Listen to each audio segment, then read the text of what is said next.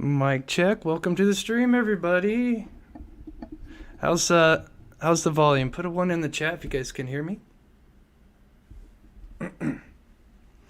What's up, Mary, Misty, Catherine, Linda? Thank you so much for the $20. Tina Moose, Karen, Joe. Okay, let me pull up the chat here real quick. Is that... Awesome. Sweet. Okay. As you can tell in my background, I am in another hotel. I will be going back to my condo. Unfortunately, they couldn't reserve my my vacation days in this condominium back-to-back days, so I had to go to a hotel in between my little contract with them. So all right, okay, what's up, Cherry? All right, so to start things off, here's Alexandria Gant. She went missing on the 28th. Looks like about less than a week ago, from Rochester, New York. She's 12 years old, black hair, brown eyes. She was last seen on the 22nd. Not much information on where she was last seen exactly, but she's from Rochester, New York. So anybody in New York, take a good look. Yeah, I'm gonna go over the Tommy Howe case here as well. Thank you, Melissa, for pointing that out. Is that Antoch? I hope I'm saying that right. Okay, let's see. My chat's got to catch up here.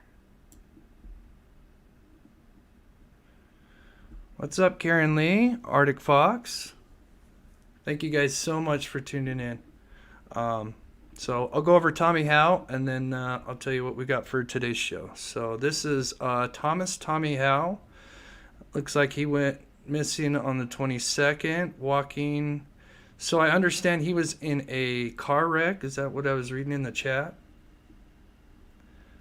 So he's 24, brown eyes, brown hair.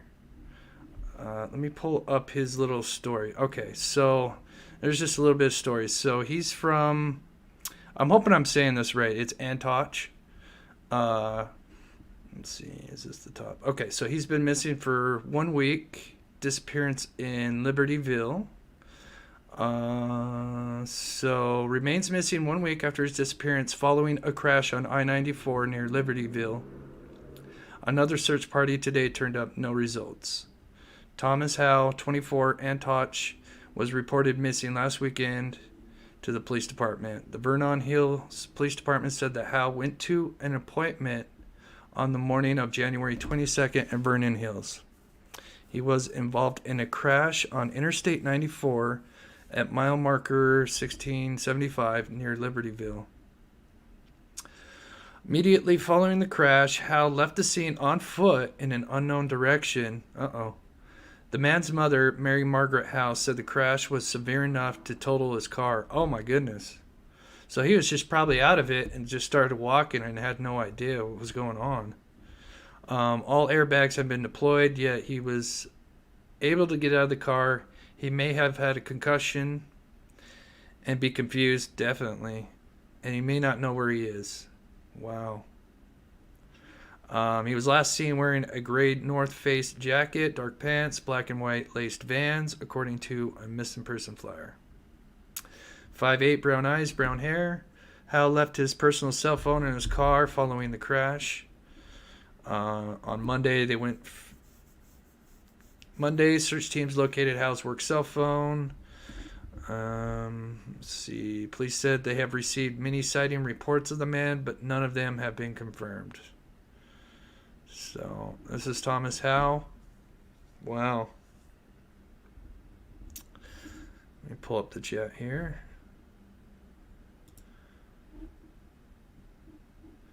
So, Melissa says he thinks he saw a blue jacket, white long sleeve shirt.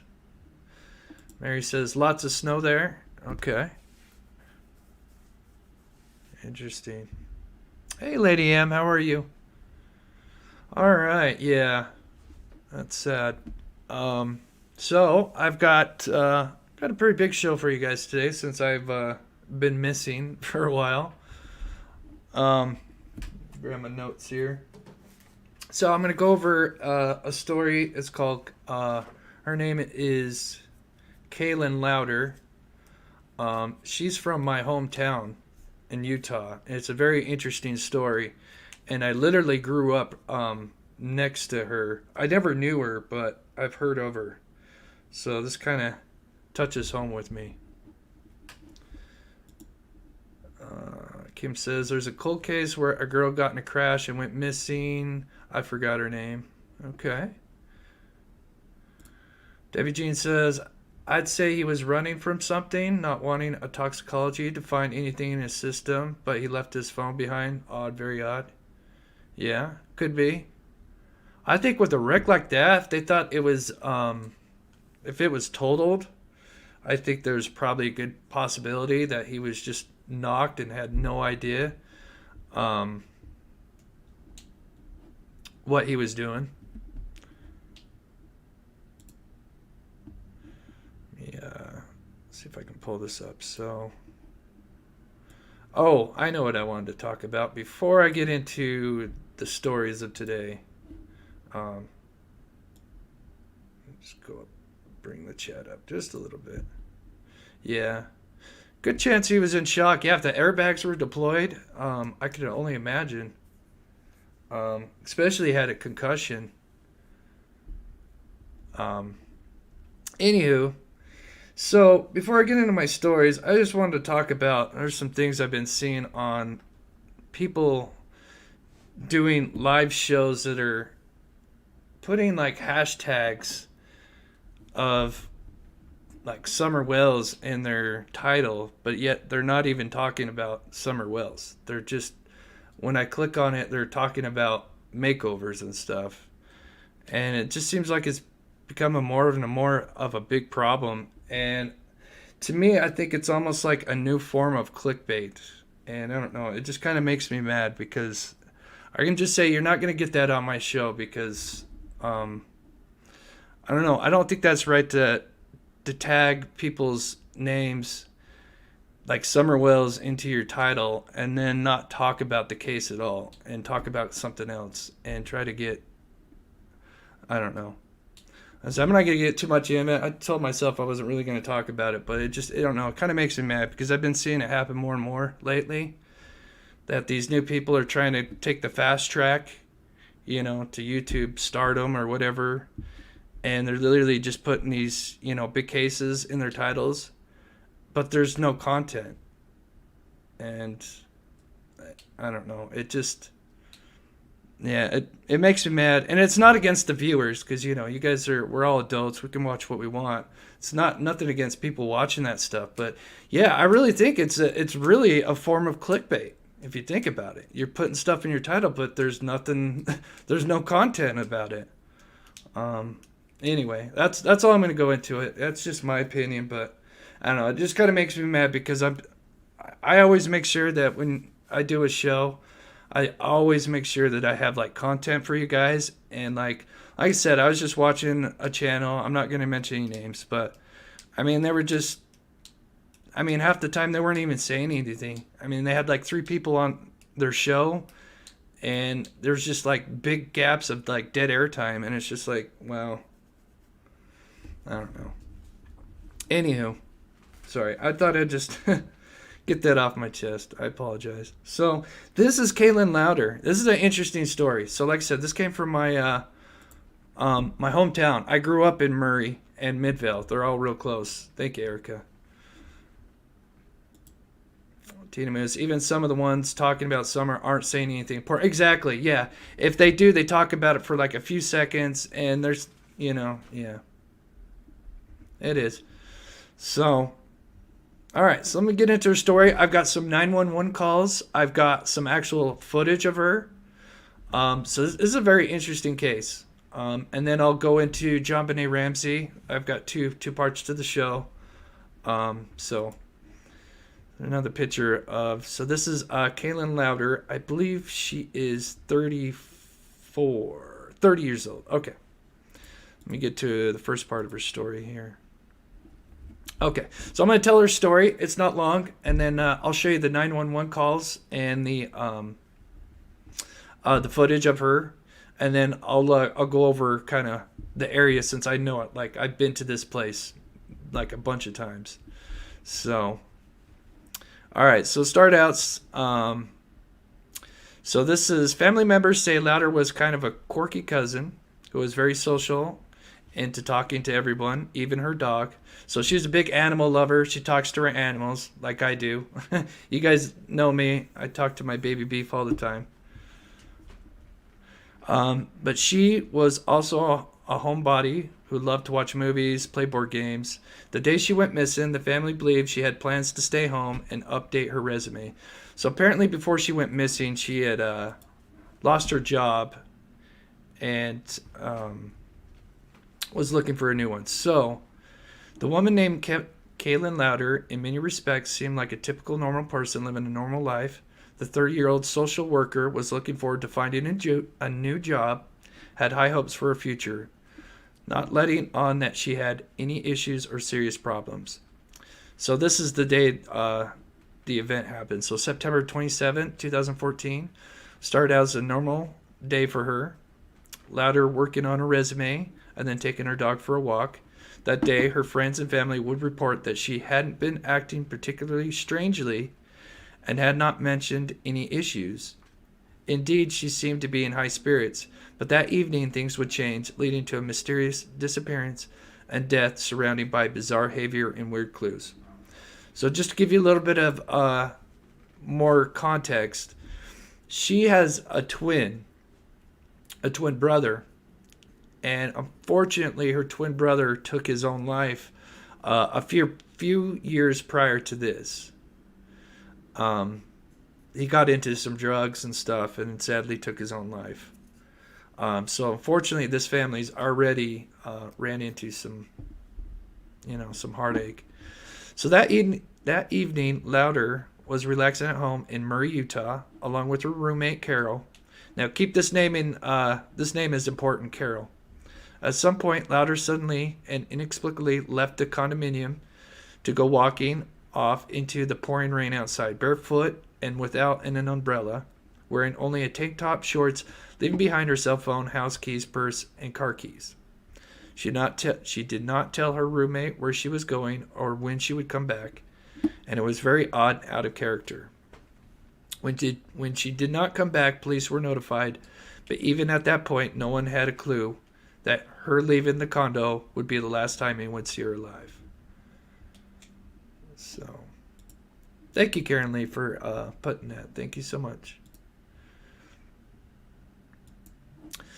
So, all right, so I'm going to read this a little bit at the top, and then we'll go to our 911 call, because it's really interesting. So, authorities quickly uncovered some rather odd instances of what could be called abnormal behavior, and also would turn out that it was not only the first time officers had been called to the residence that evening. Shortly before leaving the condo, she had placed an eerie 911 call in which she claimed that there were intruders in her apartment, in which she could be heard screaming at them to get out of her house. Okay, so I'm going to play the call right here. Let's see, here it is. I mean, she was a social worker, so...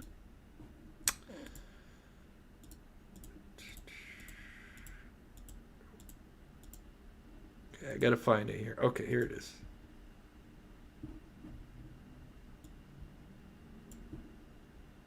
Noises she heard were from Carol, but it definitely seems like Kaelyn was pretty paranoid at this point. Oops. Okay, here it is. At this point.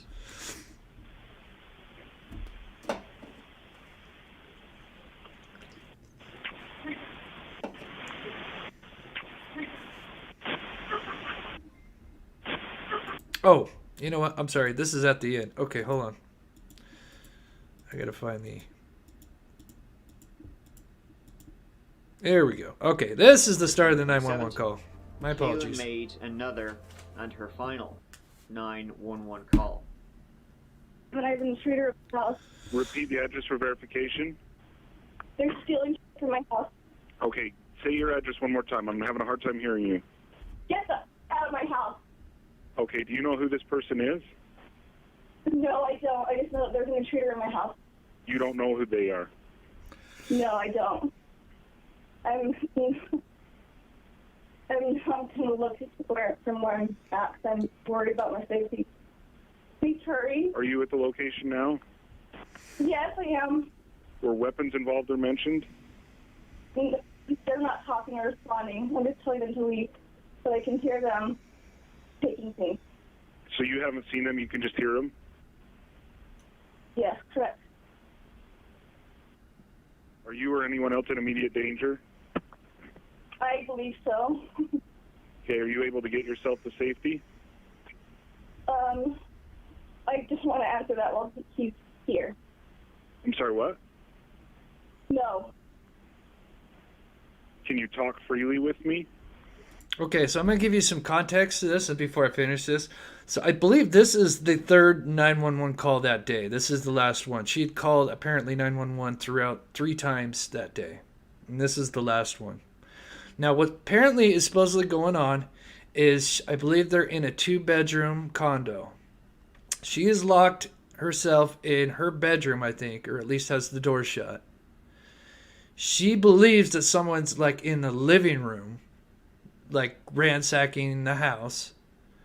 Yet, you're going to find out here real soon, her roommate Carol is in the apartment as well, apparently in her room.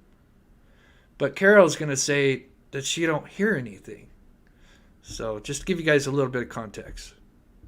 Yeah. Okay, where exactly are you? I'm in the back bedroom. Now, it's important to note that Kaelyn didn't live alone. She had a roommate. Okay, so he's going to just... Get out of my house. Is there anyone else in the building who belongs? There's only one door. Get out of my house. Is there anyone else in the building who belongs there? Yes, there's 6 apartments.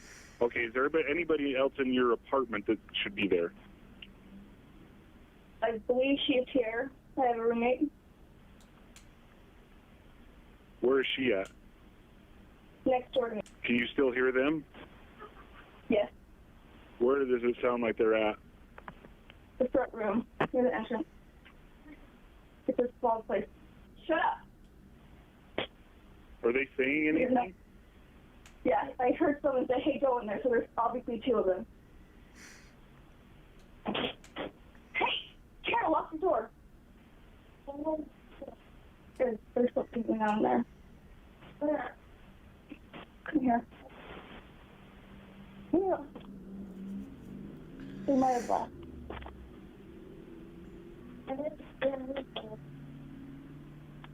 Okay, what's going on now? They've left now? Yeah, so I'm just going to look and see if anything's been taken. Someone opened the door, and I heard them come in. Don't do that, Carol. The door's still locked. It's impossible. They must have a key or something. Because when I took the dog out, I heard people talking. And there was people last night, like, sitting outside the window. And so they, like, were scoping us out or something. Why is the door still locked? Well, I can't explain that. Okay, so So yeah, Carol's saying, her roommate's saying, well, the door is locked. Like, how could someone have gotten in? They would have needed a key. And the laughter, I don't know if the laughter, I think that was probably Carol. I mean, it could have been someone that broke in, because you do hear laughter, but it could have been Carol. Yes, so KJV. So come to find out, her backstory is, yes, she had been, I can't remember what medication she was taking, but yes, she was on some kind of some medication for some mental problems. Nothing major, but this could have been, she could have been having some early stages, and this was just kind of building up. Because this was the third time she called 911. But as I'm going to play in these clips of her in the apartment, which are the last known videos of her. But I heard. Let's see. So, yeah, I like Mike from that chapter. He's awesome. It's crazy because before I ever started my channel, he's a channel that I watched. And I was kind of with him, I wouldn't say on the early stages of his channel, but like when he was probably at like maybe 100K. So it's really cool to see that he's gotten this far. So let me go to the security footage. So I've been to these places like many times as a kid, all throughout my life. I've literally lived, and I'll show you Google Maps, and I'll show you where I lived compared to where she lives. So, is okay for those who have maybe abducted her. Okay, so here's one of the go. Footage here. That would be very helpful to everyone that loves her. Her family went into... Let's see. Okay, here it is. And shortly after, the police released the surveillance footage. Okay, so I'm going to have to turn his volume down because I don't want him copyrighting me. Sorry, Mike. So, what you're seeing here, because I've been here, so if you're wondering what this thing is, this is a giant rock. I mean, this thing is huge. I don't know how they got this thing here. Pretty crazy, actually. But, so this is a cool, big, giant boulder. And so you got two parking stalls right here. And now, there's one thing that I think it's on Mike's channel. And it's probably just because he didn't know. But in this video, he mentions that he thinks that the river's right here. But it's actually not. That's why I kind of wanted to bring this story up. Because I am actually going to go there when I go back to Salt Lake. Because I want to get some footage of this, what's behind this. Because actually, the river's not right here. Which a lot of people thought it was. So let me play the footage here. So she's just kind of, that's her dog right there. And let's see, there's some more. There's a couple more. Let's see. Try to find the other little footage of her. I couldn't find it without it embedded with people's videos, so I apologize. Let me go through. It might be at the end here. There's one more of her like running out of the complex. Okay, here it is.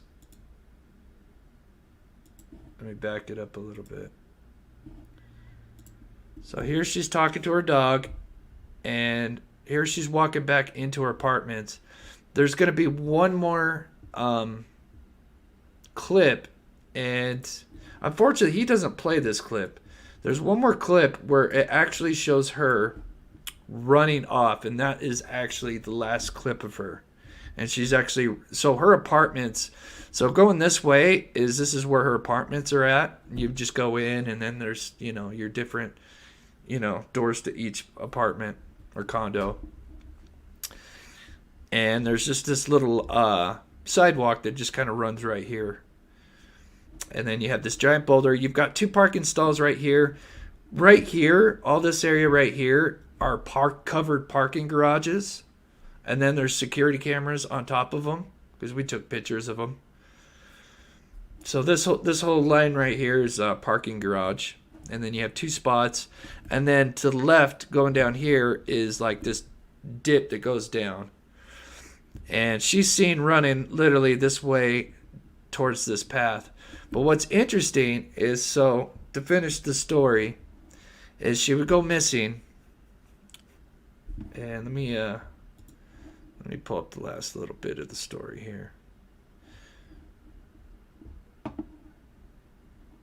Everything good in the stream, guys? I'm sorry. I'm going to get to your comments here in just a minute. I apologize. It's going to... Okay, awesome. Okay, so it says police officers would arrive at the scene, determine that indeed there was no signs of a break-in or intruder. Now, there was a wedding going on, so they think that maybe that she got spooked by these people that she hadn't really seen before from the wedding reception. So adding to the strange behavior, they start talking about the footage. Let's see. This talks about what we just saw. So searches were carried out, but they were unable to find any trace of her until a month later. And on November 30th, they found her body in the West Valley work crews looking at a drainage pipe partially submerged underwater, the Jordan River, about 5 miles away from her apartment. However, the discovery of the body only deepened the mystery. For one, the detectives at the scene were unable to figure out how the body could have gotten to the location where it had been found, and I will go through that with Google Maps.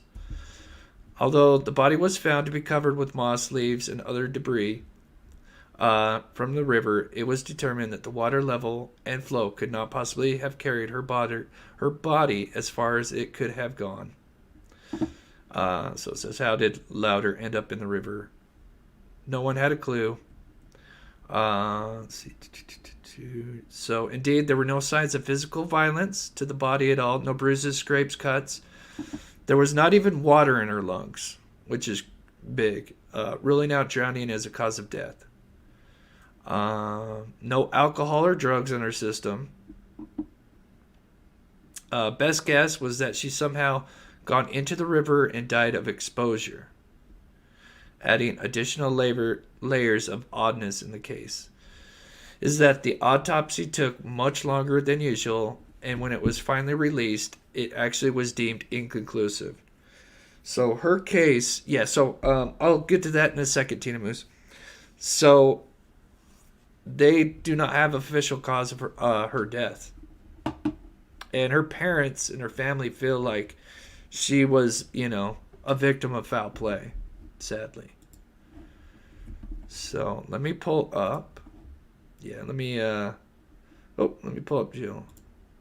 So what Jill says, I hate to say it, but the Jordan River seems to be a place where a lot of bodies get found, sadly. Yeah, that's true. It's true. So I'm going to show you guys. So this is the condominiums that she was at. Spring Tree condominiums. There's also the Willows. They're kind of like connected. Now this is the Cottonwood right here, which flows into the Jordan River. Now this little Cottonwood Creek is not that big, but it could, if it was raining. Now it was actually raining that day, and we can get like spurts of rain for like 10-15 minutes, and it comes down real quick, and it almost caused like a flash flood. But a lot of these, like, as you can see, there's a lot of like turns and stuff, because one of the theories is that in her condo, let's see, I believe the rock is, I think her condo is the one that's over here, if I remember correctly. It might have actually been right here. No, it is over here. So she's on the other side of where the creek is at. And so she would have had to go barefoot all the way over here.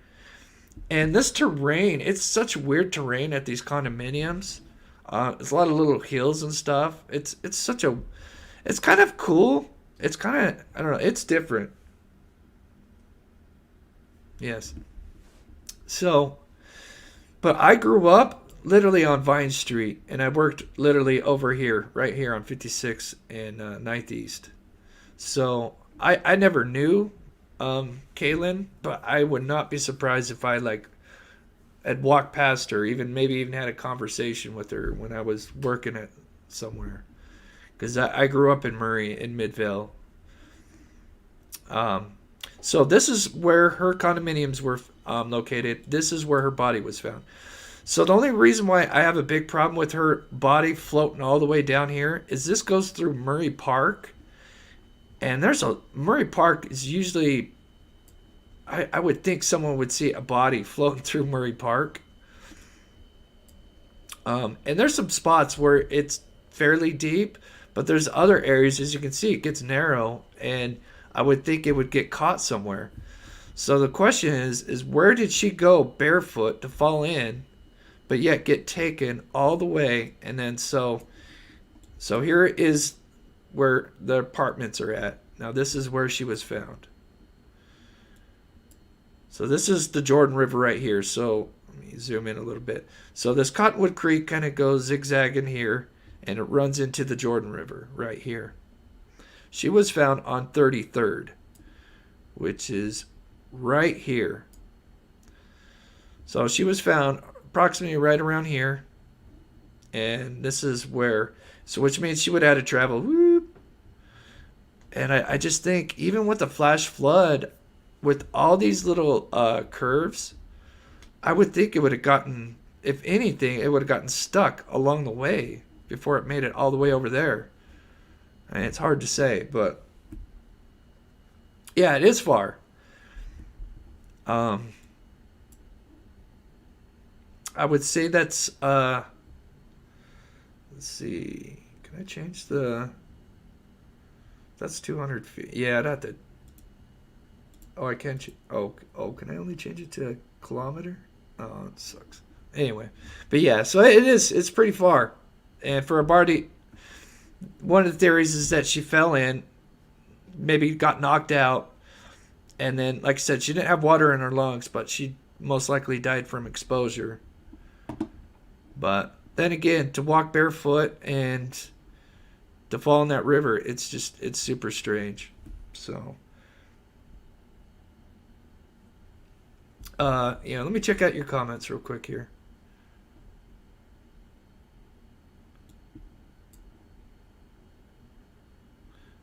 That big rock in front of her apartment is eerie. Yeah, it is. Like I said, when I go back to Salt Lake here in a month, I want to take some pictures and some footage of it, because she would have had to really go out of her way to like fall in, to be honest with you guys. Not saying that it couldn't happen, but it is strange.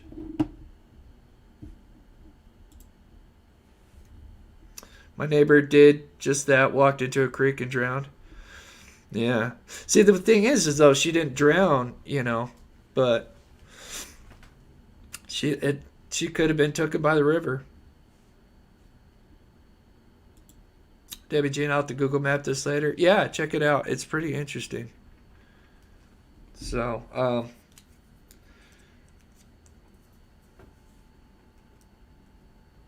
get that out of the way. All right, so, yeah, let me see if I can find it, Kim, real quick. I think it's at the beginning. I'm not sure if Mike had it on his or not.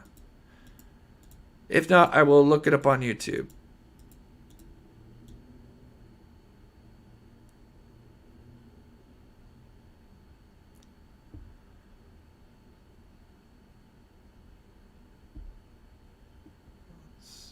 Oh, this might be it. Oh, this is it. I think this... Wait, no, she's walking. No, that's not it. That's not it.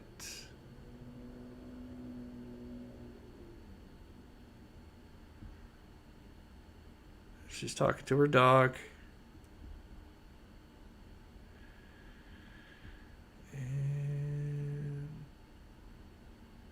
Yeah, I don't know if Mike plays it on his, but I've seen it, and I'll pull it up if I can't find it on Mike's. I don't think for some reason he didn't put that one.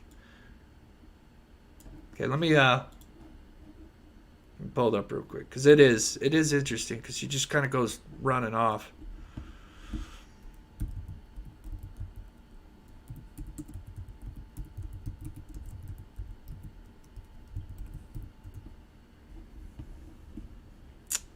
Let's see.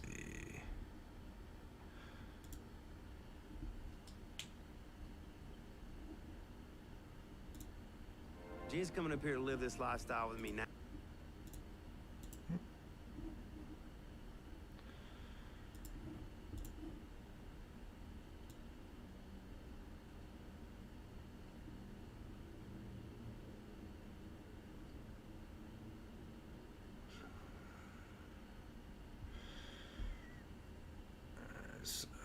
Okay, so here's the foot. Let's see if he plays it.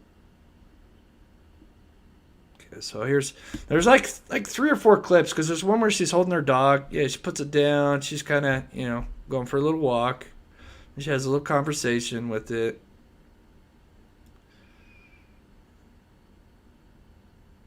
And there's oh here it is. All right, here it is. It's not the best quality. I apologize, but okay, here it is, guys. So yeah, she's just going to be coming running out. So here it is. This is the last known footage. And this is slow motion, obviously. The way she's running. So yeah, interesting. I'll play it one more time for you guys.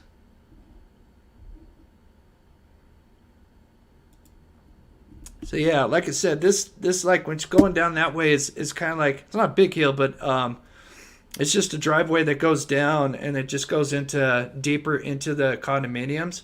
But the actual river is the opposite way, which is just kind of odd.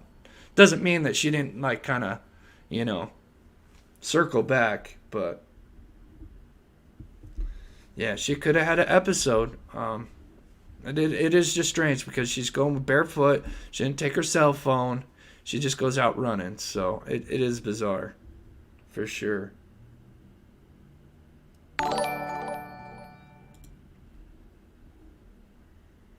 Oh, thank you, Sherry, for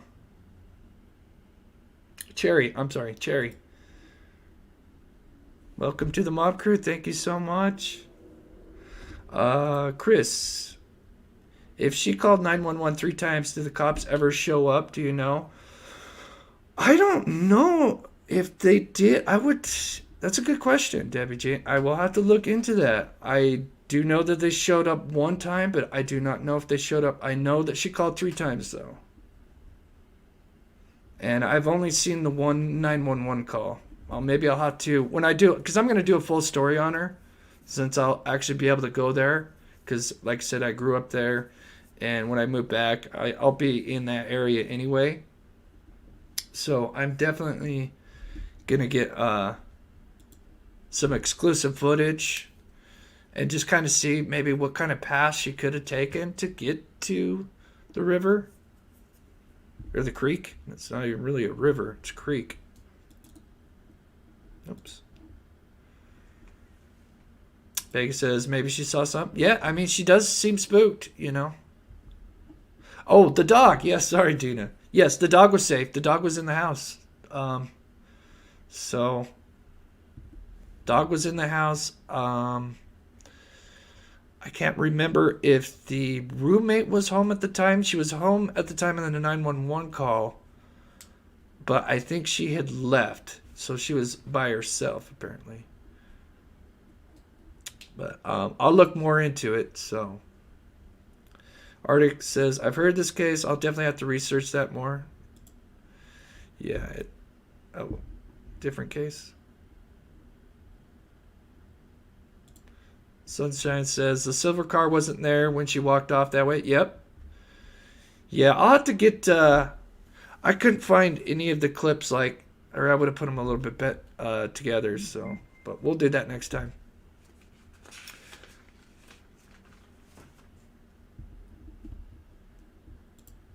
Mr. JT looks like she got spooked by something before she ran. Yeah, I mean, on the 911 call for sure.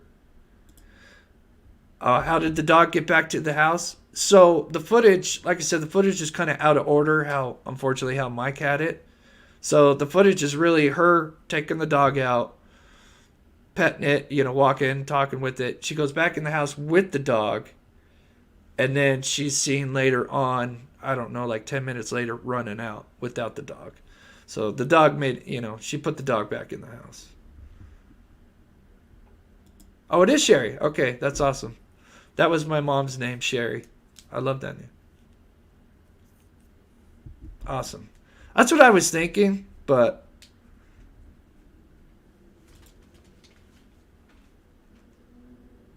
that's a good question, Rana. Yeah, because that's slow motion. Yeah, she was booking it, wasn't she? So, all right. So, any more questions? Yeah, the dog was safe. Yeah. We will move on to part 2 of the show. So part 2 is, yeah, it is sad, especially for the family not knowing, because they really do feel like it was some kind of foul play. So like I said, I'm going to definitely do a more in-depth story on it, and I'm going to go over all the little locations of the river. I'm going to probably just film, I can't film the entire creek, but I'm going to film certain areas that are deeper and then some that are smaller. And then especially where it is at the apartments, I'm going to film that whole area and see if there is some areas that she could have, fell, maybe hit her head or something. Because I didn't really see signs of any kind of trauma to her body. So that's why it makes it really hard for foul play to come in, because thank you so much, Tina Moose, for becoming a member. That helps me out so much, guys. That's so awesome. Thank you.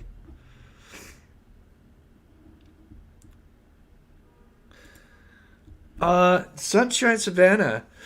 Well, yes, so the clip itself is just that, Sunshine, but it clearly is a security camera. So clearly there's probably more that the I guess it would be the Murray Police Department. I'm not sure who would be involved, but clearly the investigators have to have more footage. Who knows if there is something more.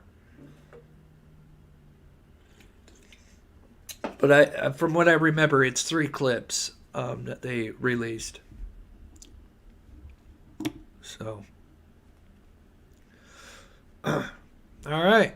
So we will get into JonBenét Ramsey. Before we get into it, I just want to discuss. So, I know some of this can be sensitive to some people. I just want to say, Kim, this happened in 2014, September 24th. Let me look at the date real quick. September 27th, 2014 is when she went missing, and her body was found a month later. So, and like I said, I am going to do a full video on that, so. Yeah, it is a shame. Because like I said, I probably walked into her. I probably might even had a conversation with her. She says, finally got my second paycheck in a long time. Oh, right on. All right, guys. So, we're going to go to JonBenét Ramsey because it's just a case that I've followed ever since the beginning. It's probably the case I am more passionate about than any. Just because I thought by this time, I thought it would be solved. I didn't think it would take 25 years or longer. And, but I just want to say that I know some people, this, with the case is 25 years old, I think a lot of people are decided on which side of the fence they are on. If it's either the parents had something involvement or it's an intruder. So I just ask that you guys be respectful to other people's opinions, because, I don't think there's too many people that are on the fence. You know, I think either people are going to be on one side or the other. My theory evolves more around the Burke theory that he did it. So a lot of the stuff that I'm going to be introducing is going to follow that a little bit more. But I will go over all sides. I'm actually doing a part 3 coming up soon. Sorry, my thing's going off. Oh, thank you guys so much. Linda becoming little monsters. Awesome. Oh, Debbie Jean. Chris, thank you for... Oh, let me highlight your comment. I'm sorry. Chris, thank you for all you do. You're appreciated. Hope you get more subscribers. You deserve it with all your hard work. Thank you so much, Debbie Jean. So let me tell you guys that I'm donating 35% of all donations that come through Super Chats and Super Stickers to the Humane Society.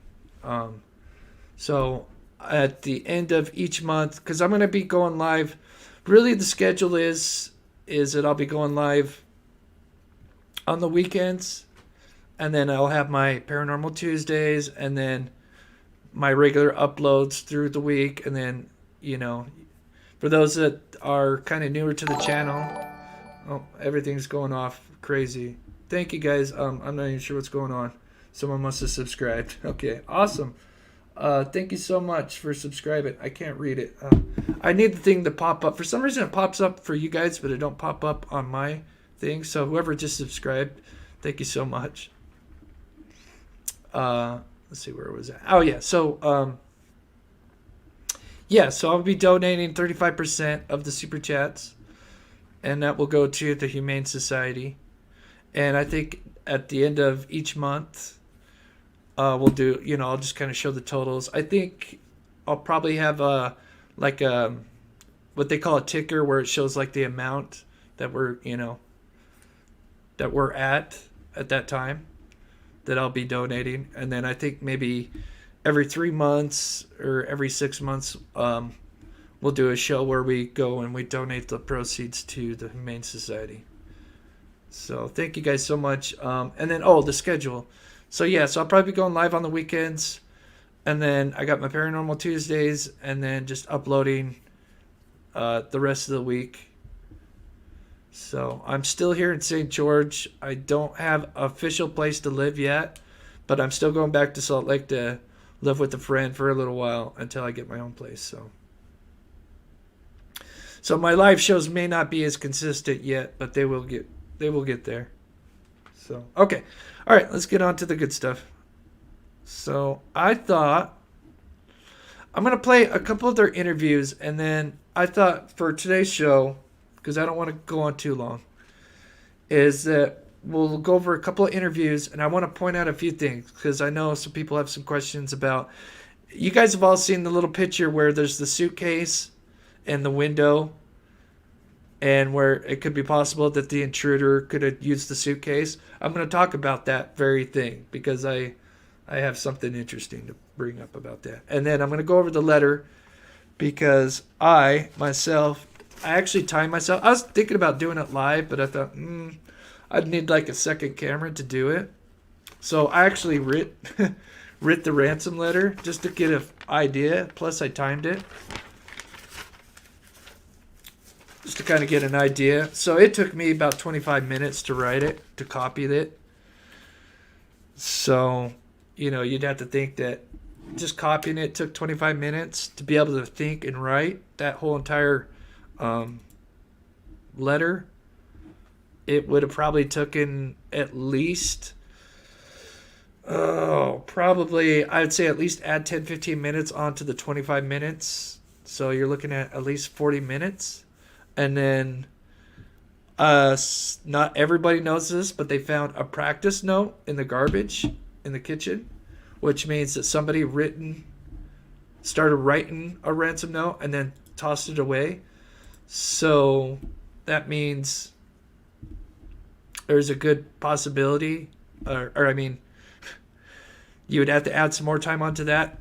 So I would say at least 45 minutes to write that letter, at least. So, Kim says, "You're so passionate and thorough, Chris." Thank you so much, Kim. Okay. So as we know, she was murdered on the 26th. It's believed that she was murdered on the 26th, which is the day after Christmas. It could be possible that she was murdered on Christmas on the 25th, but they believe that she was murdered on the 26th. Now, after they had they came into the house and everything, typically the parents, any child that's found mysteriously murdered, everybody close to the family, the parents, would be brought in for interrogation. But that did not happen with the Ramseys. And John Ramsey was a multimillionaire, and he had some political push. And instead of going in for an interrogation, they waited 6 days, and then they went on CNN. And they had this little famous interview. I'm going to play just a little bit of the clips in the interview, and then I'm going to go into something that I've noticed about the interviews and the letter. So, all right, here we go.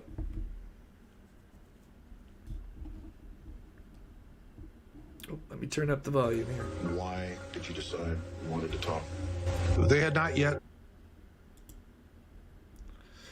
I apologize about this edit. This is When kind of a you bad return to edit. Boulder, you will sit down with the Boulder Police. Absolutely. Absolutely. We want them to know everything possible. Now, I'm not a behavior analyst, so this is just purely opinion. But you'll notice that they'll say yes, but shake their head. Or they'll say no, but nod. It's so bizarre. And then I'm sure a lot of you guys know she was heavily sedated during this interview. Apparently, from just everything that was going on. So, yeah, she's definitely sedated with, I believe, benzos or something. Everything. That could help them. Whatever they want, whatever anyone wants, we will cooperate.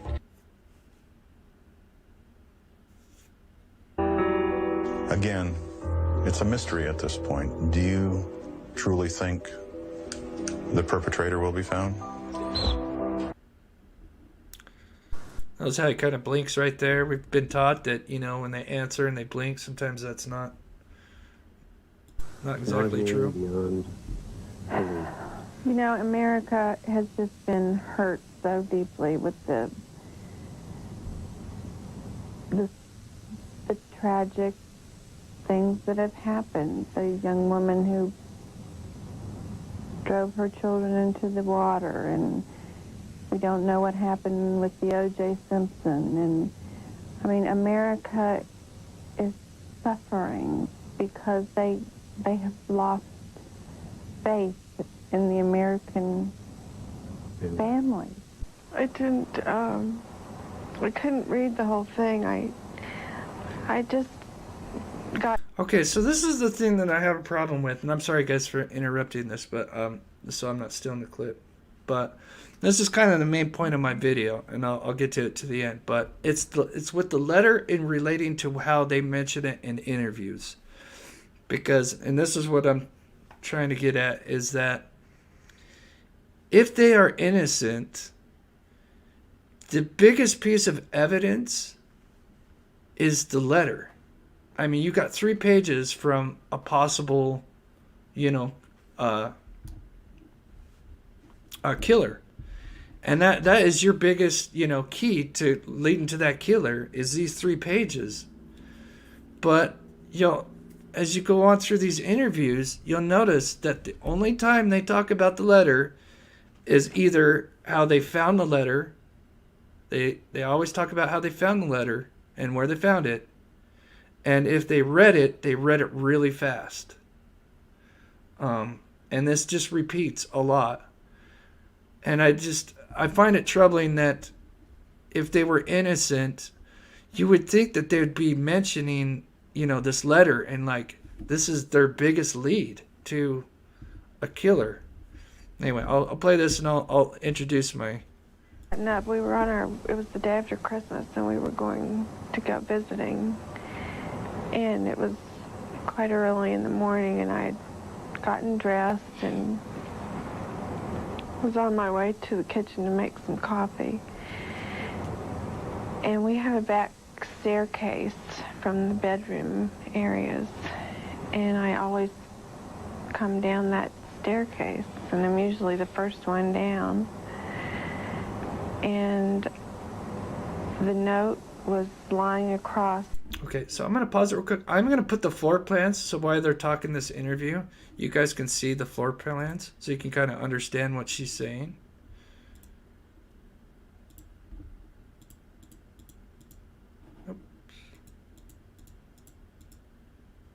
Let's see.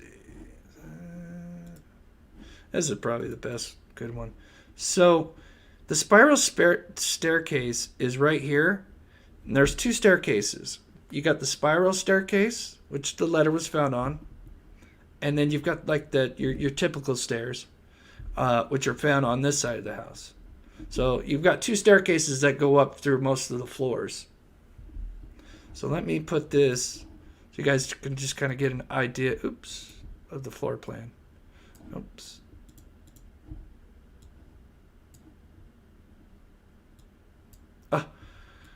Wow. It's not going to work with me today, is it? Jeez. Okay. All right. Come here, Patsy. The 3 pages across the run of one of the stair treads. Right here. And it was kind of dimly lit. It was very early in the morning.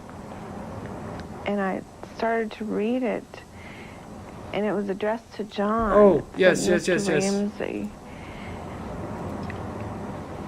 And it said, "We have your daughter." And it just wasn't registering. And I may have gotten through another sentence, like, I can't. We have your daughter. And I don't know if I got any further than that. And I immediately ran back upstairs and pushed open her door, and she was not in her bed. And I screamed for John. The note asked for $118,000 and told the Ramseys to wait for a phone call. We'd waited until after the time that the call was supposed to have been made to us. And one of the detectives asked me and my friend who was there to go through every inch of the house, see if there's anything that was unusual or abnormal. All right. I'm sorry, guys. I didn't know this comment. Now, it's supposed to, when I click on it twice, it's supposed to come off. I'm just looking at it. Interesting. It might have... Usually when I click on the comment again, it's supposed to take it off, but it's not doing that. I'm sorry, guys. That's terrible. Oh, my God. Anyway. Hopefully it's not too big of a problem. Apologize, guys. I can't take the comment down. Usually it should come off after I click on it again.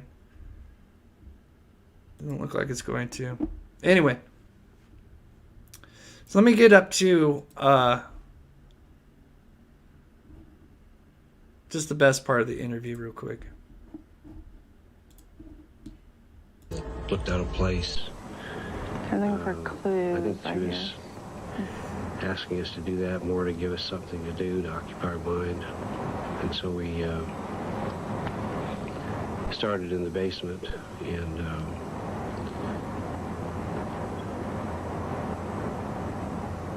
we're just looking, and we have one room in the basement that in that room, and I turned the light on, and I hoped that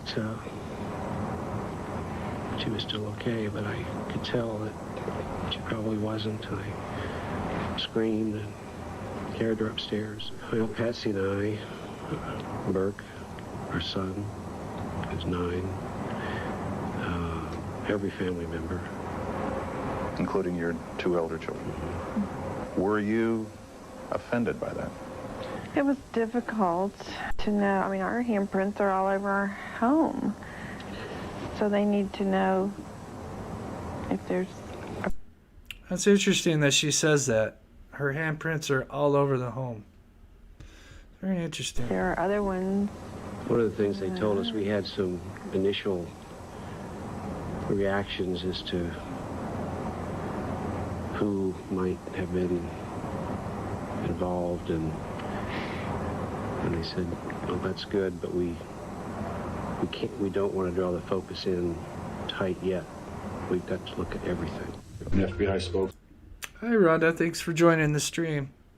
was quoted as saying, at this point, they don't regard it necessarily as a kidnapping. That sounds like kidnapping to me. You've got to wonder what happened. Was this a true attempt to I don't know. get It ransom? It makes no sense to me at all. You believe it's someone outside your home. There is a killer on the Absolutely. loose. I don't know who it is. I don't know if it's a he or a she. That's another comment that bogs me. How she says, is it a he or a she? Almost as if she's trying to... I don't know. It's just something, I don't know, odd. But if I were a resident of Boulder, I will tell my friends to keep your babies close to you. There's someone out there. Okay. thing that I remember about her was... Okay, so as we know, literally, I think before and after they played this interview, I know for sure after they played this interview, that they literally had to make an announcement saying, no, there is no such killer on the loose. Don't, so... Which I played in my part 2 video. If you guys haven't seen that, I've got 2 parts. I've got a 3rd part coming maybe next week. I'll have to see how things go. So, I'll play their other interview in a second. I want to point out something that I just came across that I was just thinking about today. So, this is some crime scene footage of the house. This one's particularly, they go down into the basement. So this is the basement stairs, so they're going to go down to the right here. Now, her body was found in the wine cellar, which is straight ahead, would be straight ahead as you're looking right now. The wine cellar is literally straight ahead. You got the train room to the right. Something else past the train room. But if you go straight down, that would be the wine cellar where she was found. Pretty cluttered in here. I don't know if they were kind of tearing things up. I don't know, maybe because it's Christmas, they're probably got all sorts of stuff. But notice there's a bunch of movie posters because it's been widely suggested that if Patsy did write the letter, she took some of the, some quotes from movies like "Don't Grow a Brain, John," which is basically a quote from Speed with Keanu Reeves. So this is the washroom. This is just a little closet. Nothing there. This is a little washroom. Let's see, I think this is still part of the washroom. Yeah.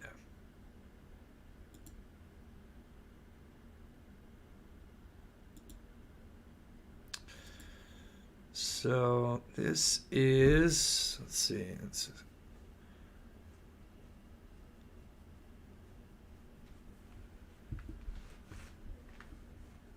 you see that okay? Let me pull up the chat real quick.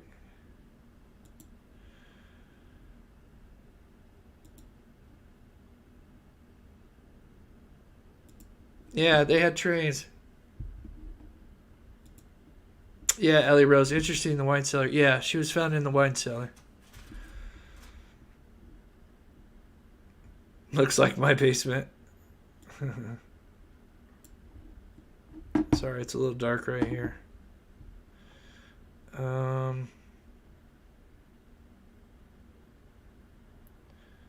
think this is where her body was found, I believe. Yes, that looks like cement there. I believe this is where her body was found.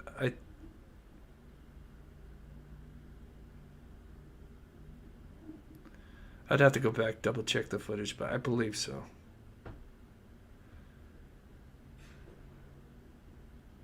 Even though it's a wine cellar, I don't think they used it for, you know, a wine cellar, though. Okay, so I wanted to get to this. Okay, so there's the train set, and if you guys don't know all the Burke theory, if I get a little bit of time, I'll go over the Burke theory, and it's really interesting because this train set comes into play. So, oops, nope, go away. All right. Apologize, I cannot pull the comments down for some reason. It's frozen up there, guys. I'm sorry. All right, so we all remember this, right? Most of us, anyway. This was pretty big. We would see either a picture or some small footage. Oops, come back, turn around, guy. This guy's really slow. Okay, he's gonna go in. Okay, so this is big controversial. So they thought that the intruder could have came through and then he placed the suitcase and walked back up. So this is the thing I have a problem with this. A guy trying to climb through using this suitcase as a way to get out. I don't know if you guys have stepped on suitcases like this, but I remember as a kid and even into my teenage years, just because a family that I used to go over and play with, they had, because they go on trips all the time, so they had suitcases like this. And if you try to step on one of these, unless this thing's got cinder blocks in it, the second you go to put your full body weight on it, it's going to tip. 9 out of 10 times, it's going to tip. So I don't think if the intruder came through or whatever, I don't think he would have came out the same way and this thing's still standing. Because this thing would have tipped, most likely. Because we used to like stack them and we try to like walk across like a beam or something, and they tip so fast. So yeah, unless there's like cinder blocks in these things, it's guaranteed it's probably going to tip. And then what people don't know is that this window don't open up anymore. And I'll show you why.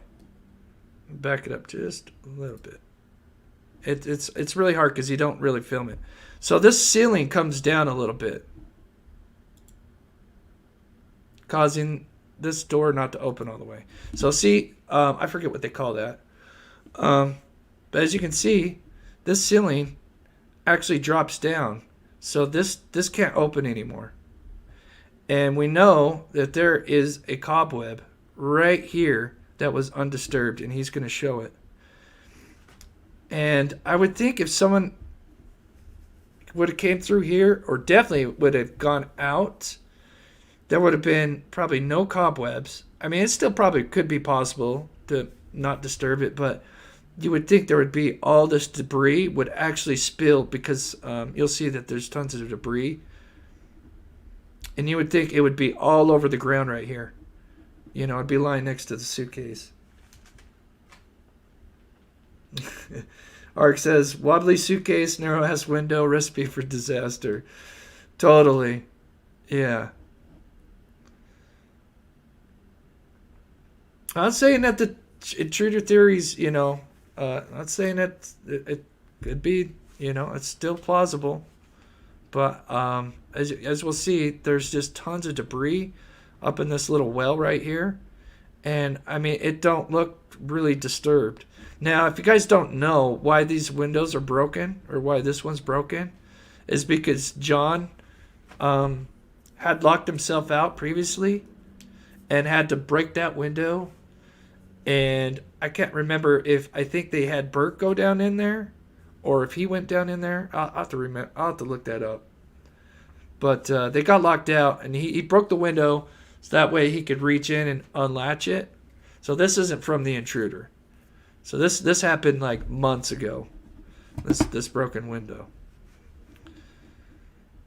So,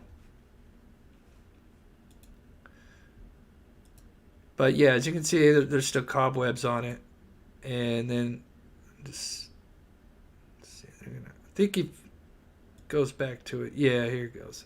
So it don't look very disturbed. I mean, very little. And you would think all that stuff, especially if you were trying to get back out, you would think you would grab and pull that stuff, and it'd almost just be all over the ground inside the basement. Yeah, the cobweb right here, the infamous cobweb. I mean, that's huge. It's whoop. I mean, that should have been taken out. They had a lady, they built the same exact size window, and when she tried it, she could not get through that window without like taking out that cobweb. Not saying that somebody couldn't do it, but I would think it'd be pretty tough. So apparently, John said that he had paid somebody to do it, but they just hadn't gotten around to fixing the window. Let me see. He locked himself out. Patsy didn't have a key. Sounds like premeditated. Yeah. Kim says there would definitely be evidence of someone going out that window. Hence palm print, fingerprints. Yep. Karen Lee, a thin man. Yeah. Yeah, it'd have to be pretty thin. Is that a window well? Yes, that is a window well.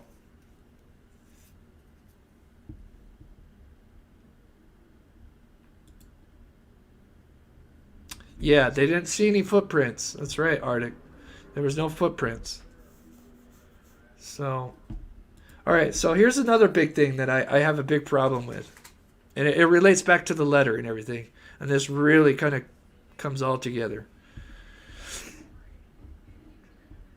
Let's see. Where is... I got the interview...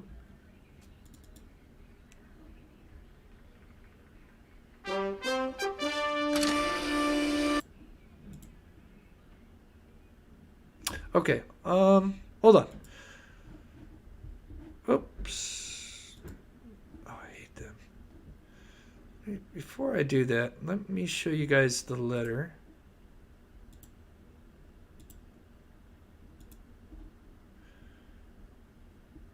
Let's see, is it on this part? It is. It's on the first page.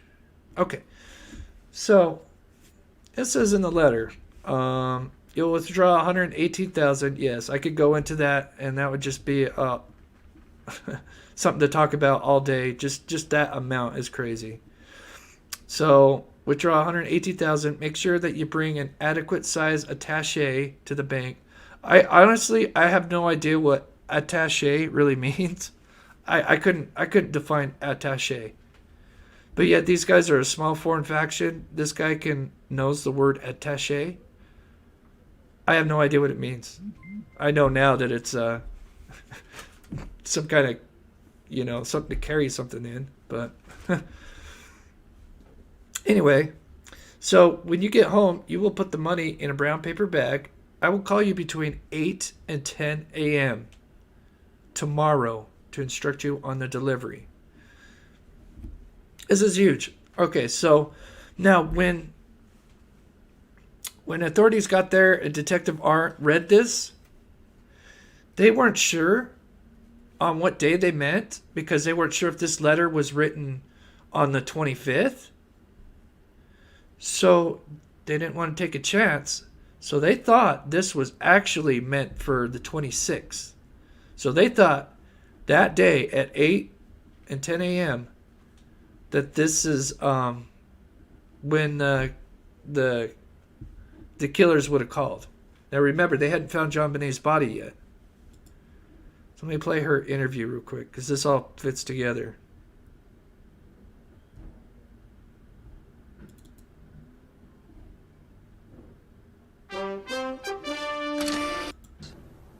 From anyone that the deadline stuck out. 10 a.m., the deadline imposed by the writer of the ransom note for a telephone call. 10 o'clock comes and goes, and there's no acknowledgement within the house from anyone that the deadline imposed by the author of the ransom note is come and gone. Nobody said it's 10 o'clock and the kidnappers haven't called? Nobody said that. Was that something else? Oh, okay. I'm sorry. It showed on my phone that the stream was going off. I'm sorry, guys. I was freaking out. Is the stream okay, guys? Can you guys hear me all right? Can you put a 1 in the chat? I'm sorry. I stopped it because it looked like on my phone that it was buffering. I am so sorry, guys.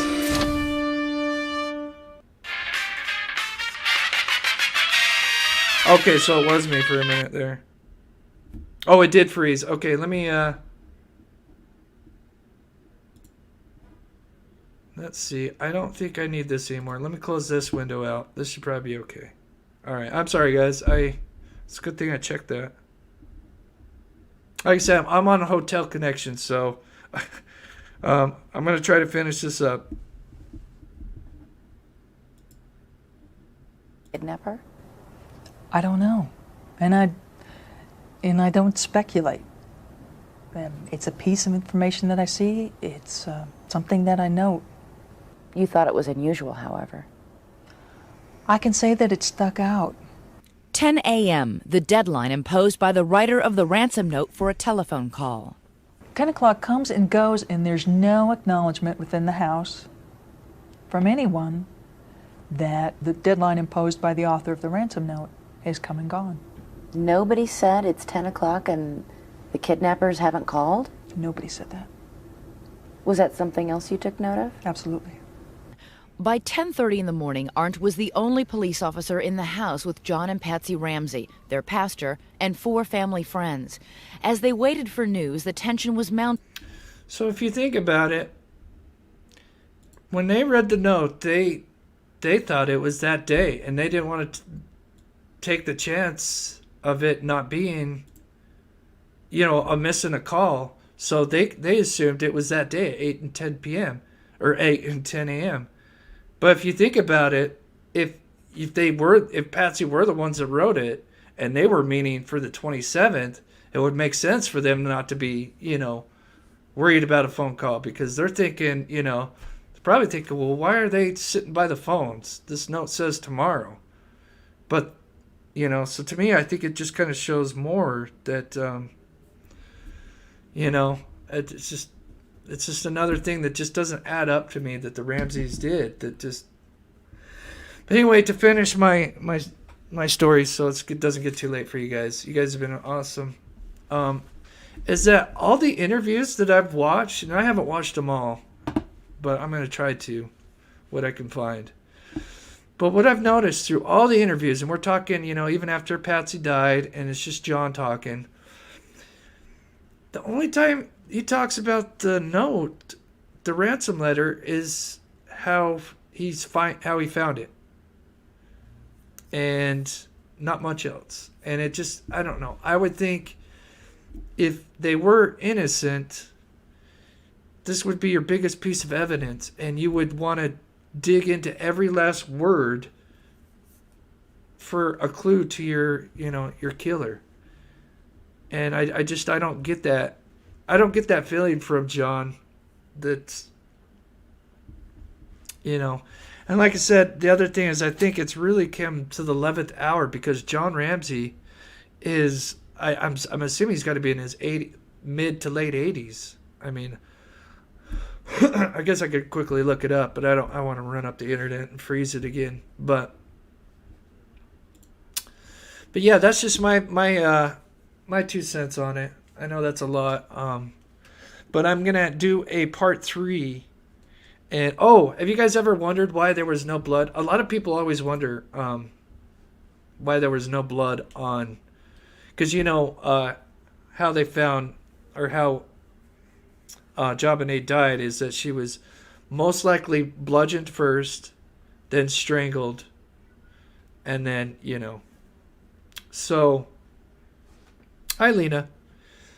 But a lot of people wonder why there was no blood, when she got bludgeoned, because it cracked her skull.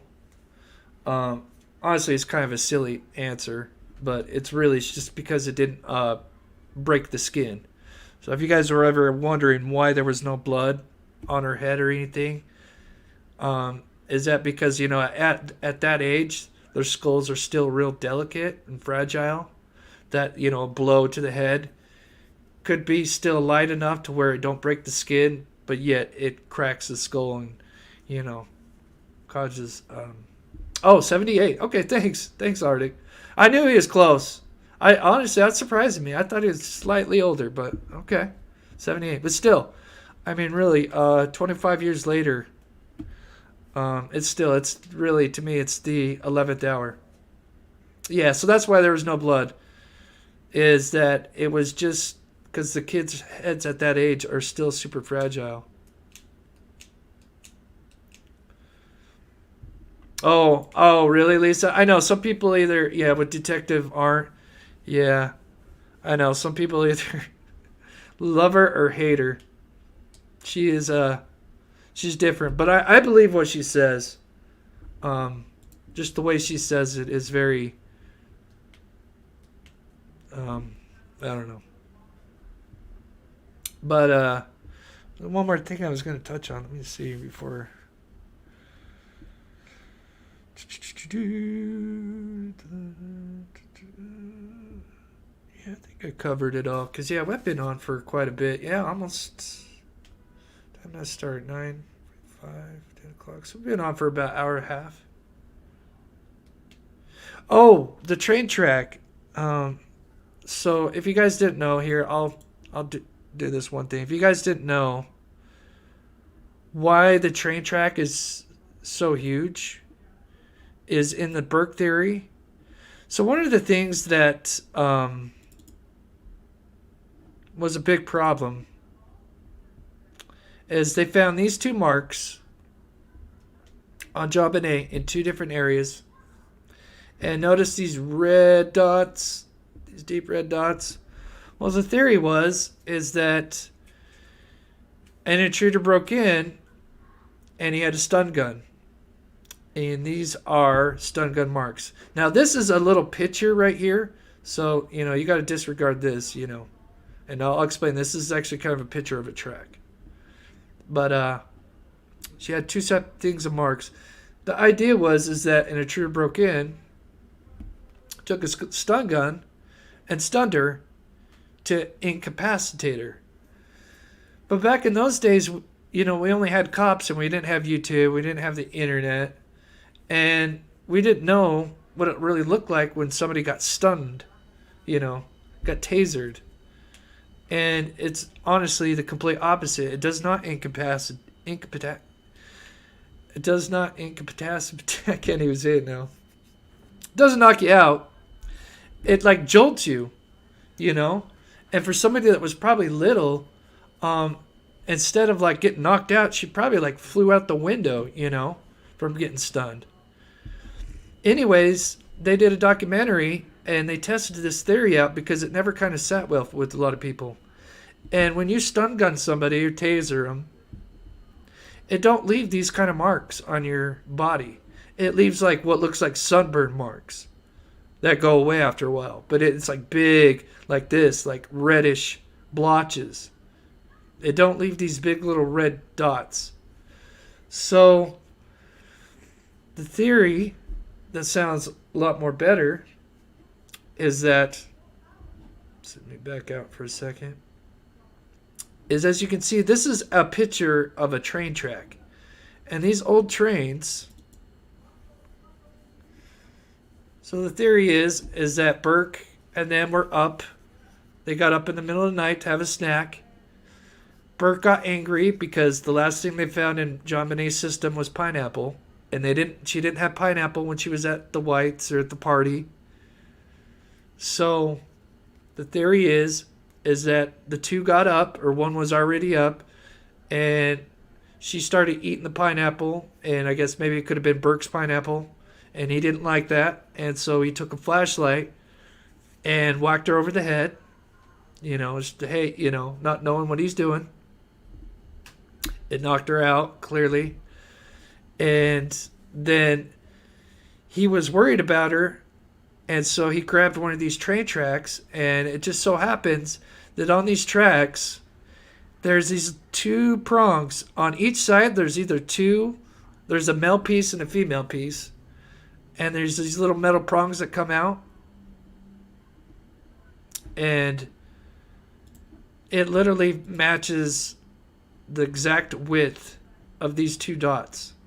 As you can see here, this is like a picture of a track. And it makes perfect sense that he would be poking her to see if she was okay.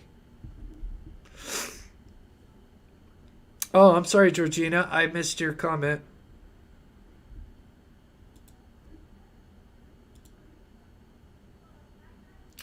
Yes, I found JonBenét the same day. Because the father, John, literally ran down, beelined it, and found her body. So.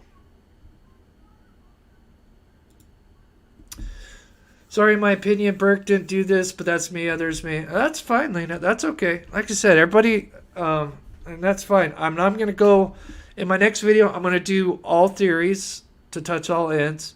And that's fine. That's totally cool. We're not going to agree on everything, you know. We're human. But just the evidence for me leads me to the Burke theory sounds best to me. And I get it. And I've been on the fence, and I've even thought it was Intruder theory. So I've been kind of bounced around. But after they put out that 2016 documentary,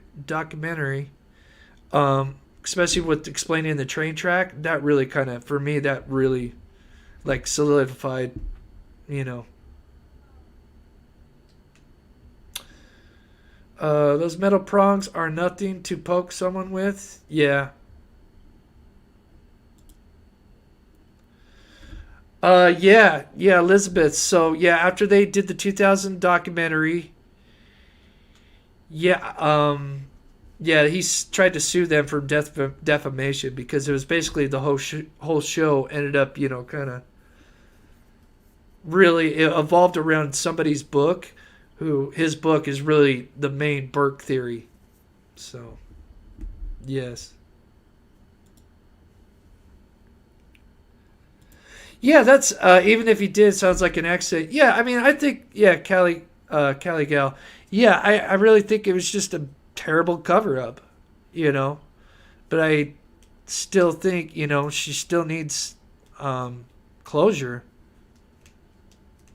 But, so yeah, the assaults, yeah, I can't get into that. I mean, if you're thinking cover-up, it wouldn't be too hard to, you know, yeah. Reckon the pineapple had poison in it? I don't know. It depends, because if Burke was eating it, then, you know, it's hard to say. So, yeah, he is an odd duckling. Burke is one, yeah. On Dr. Phil, he was odd. All right, guys, I think I've kept you long enough. You guys have been so awesome. Thank you guys for everything. Linda, the super chats, Debbie Jean, for those who've subscribed, and everything. You guys are so awesome. That helps out. Like I said, we'll be doing donating 35% of that, and I'll start putting up a little total of what we got monthly. So, all right, guys. I hope you guys have a great weekend. We'll most likely be live tomorrow night. So, I love you guys so much, and have a good night. Thanks, Elizabeth. Thanks, Sherry. Thanks, Ella.